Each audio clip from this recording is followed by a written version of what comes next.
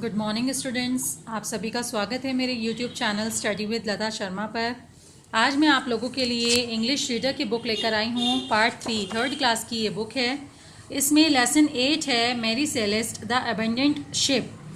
ये एक शिप के बारे में स्टोरी दी गई है जिस शिप का नाम था मैरी सेलेस्ट। ओके, आइए पढ़ते हैं। Before you read, have you ever lost something that was important to you and never found it again? क्या आपका कभी कुछ खोया है जो दोबारा कभी नहीं मिला और वो आपके लिए बहुत ही इम्पोर्टेंट था? How did you feel when that happened? जब ऐसा हुआ तो आपको कैसा महसूस हुआ? Do you think it disappeared magically और is there an explanation behind its disappearance? क्या तुम्हें लगता है कि अचानक जादू हो गया और वो चीज़ गायब हो गई, या तुम्हारे पास उस चीज़ के खोने के सही वजह या एक क्लियर एक्सप्लेनेशन, मतलब पूरा ब्यौरा तुम्हारे पास है? तो बच्चों, यहाँ पर ये कुछ सस्पेंसफुल बातें की जा रही हैं। क्यों की गई हैं? शायद ये स्टोरी से बेस्ड हैं और स्टोरी में कुछ ऐसा ही मैटर है। आइए स्टोरी को पढ़ते हैं और समझते हैं। This is the story of a missing ship named Mary Celeste. ये एक मैरी सेलेस्ट नाम के मिसिंग शिप यानी खो चुके शिप की कहानी है। On November 7, 1872, the 282-ton ship had set sail from New York Harbor on its way to Geneva, Italy. अभी देखिए, यहाँ पर बता रहे हैं कि 7 नवंबर 1872 में 282 टन का ये शिप रवाना हुआ था न्यूयॉर्क हार्बर से जेनेवा, इटली जाने के लिए। On board were the ships captain Benjamin S Briggs, his wife Sarah and 2-year-old daughter Sophia, along with 8 crew members. It was found floating in the Atlantic Ocean on December 5, 1872 by the Canadian ship De Gratia, which was passing through it. यहाँ बता रहे हैं कि जब ये ship, कौन सा बच्चों? मैरी सेलेस्ट नाम का ये शिप जब रवाना हुआ तो इसमें इस शिप के कैप्टन बेंजामिन एस ब्रिग्स मौजूद थे, उनकी पत्नी सारा मौजूद थी और उनकी 2 साल की बेटी सोफिया भी इस शिप पर थी। यहाँ तक कि अलॉन्ग विद 8 क्रू मेंबर्स, यानी उनका अपना एक क्रू था। क्रू होता है बेटा जहाज पे काम करने वाले लोगों की टीम। ओके, तो उनके 8 क्रू मेंबर्स भी उनके साथ इस शिप पर मौजूद थे।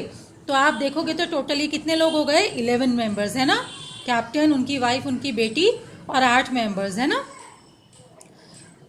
यह शिप 5 दिसंबर 1872 को ऐसे ही, मतलब समंदर में ऐसे ही बिना किसी मतलब डायरेक्शन के कि कहाँ जाना है, कुछ पता नहीं चल रहा था, बस ऐसे ही तैरता हुआ पाया गया। किस शिप के द्वारा? एक कैनेडियन शिप के द्वारा जिसका नाम था डे ग्रेटिया, जो कि इसके नज़दीक से होकर उस समय गुजर रहा था। The captain of this ship Morehouse found Mary Celeste in a very untidy condition. जो डी ग्रेटिया शिप के कैप्टन थे, उन्होंने मैरी सेलेस्ट को ऐसे ही बहुत ही मतलब बदहाल हालत में, मतलब उबड़ खाबड़ सी हालत में ऐसे ही पानी पर तैरते हुए देखा। The ship had enough food and drinks. Ship पर भरपूर खाना और पानी था। And other things of need, और ज़रूरत की दूसरी चीज़ें भी मौजूद थी। It's life boat was missing and it's captain and the crew were not seen और हर्ड फ्रॉम अगेन। जो हर बोट में, हर शिप में ना लाइफ जैकेट्स, लाइफ बोट्स वगैरह होती हैं, तो यहाँ पर जो लाइफ बोट्स थी वो मिसिंग थी, जैसे कि कोई उन्हें लेकर तैर के निकल गया हो। और जो उसके कैप्टन और क्रू मेंबर्स थे वो कहीं दिखाई या सुनाई नहीं दे रहे थे। This ship had a shadowy past. इस शिप का, इस जहाज का एक बहुत ही भयानक अतीत रहा है। Its original name was Amazon. इस शिप का जो असली नाम है वो अमेजोन था। It met with a number of mishaps and got a new name. इस शिप में इतनी दुर्घटनाएं घटित हो चुकी थी, इस शिप के साथ इतनी मिसहैपनिंग्स हो चुकी थी कि इसके मालिक ने इसको नया नाम दे दिया। क्यों? क्योंकि अमेजन नाम के साथ इतनी सारी दुर्घटनाएं जुड़ चुकी थी कि कोई भी इस शिप को बिजनेस नहीं देता था, काम नहीं देता था। तो इसके मालिक को लगा कि इसका नाम बदल देने से शायद कुछ काम में फ़र्क पड़ेगा, तो उन्होंने इसका नाम चेंज करके मैरी सेलेस्ट रख दिया। Some of those mishaps were the sudden illness and death of its first captain. इस शिप के साथ जो मतलब बुरी बात थी वो ये थी कि जब पहली बार ये अपनी यात्रा पर निकला था तो जो इसके पहले कैप्टन थे ना, अचानक उनकी तबीयत खराब होने के कारण उनकी इस यात्रा के दौरान ही मौत हो गई थी। और a collision with another ship in England channel, और इंग्लैंड चैनल मतलब एक वाटरवे को नाम दिया गया है यहाँ पे, इंग्लैंड चैनल बेटा, समुद्री मार्ग को, जहाँ पर इस शिप की बहुत सारी बार टक्कर हो चुकी थी, दुर्घटना हो चुकी थी। तो कई लोग ना इसको घोस्ट शिप या हॉन्टेड शिप भी कहते थे, मतलब बहुत ही इसको शापित मानते थे, बुरा मानते थे। On December 23rd, many studies were made regarding the tragedy of Mary Celeste. मतलब मेरी सेलेस्ट शिप का 5 दिसंबर को इस तरह से मिलना अपने आप में एक बड़ी दुर्घटना थी और लोगों को यकीन ही नहीं हो रहा था कि ऐसा भी हो सकता है। 23 दिसंबर के जो वहाँ पे मतलब 23 दिसंबर को क्या हुआ कि बहुत सी स्टडीज़ की गई, बहुत सी बातें हुई इस शिप के बारे में।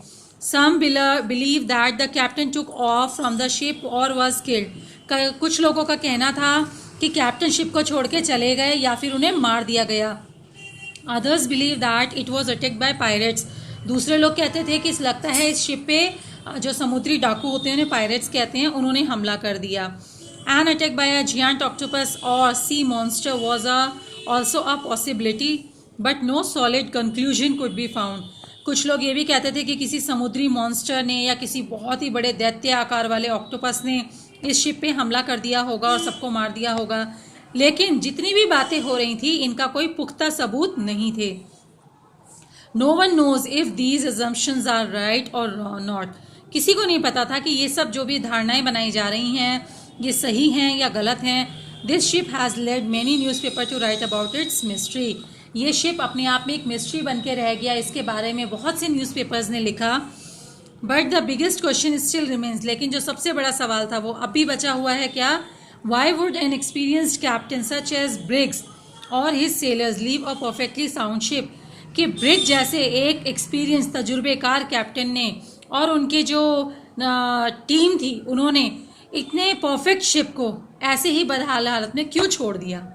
तो बच्चों यहाँ पर एक घोस्ट शिप के बारे में स्टोरी दी गई है और ये कोई कहानी, बनावटी कहानी नहीं है, ये मतलब सोच समझकर एक काल्पनिक कहानी नहीं है, ये रियल स्टोरी है, रियल बात है।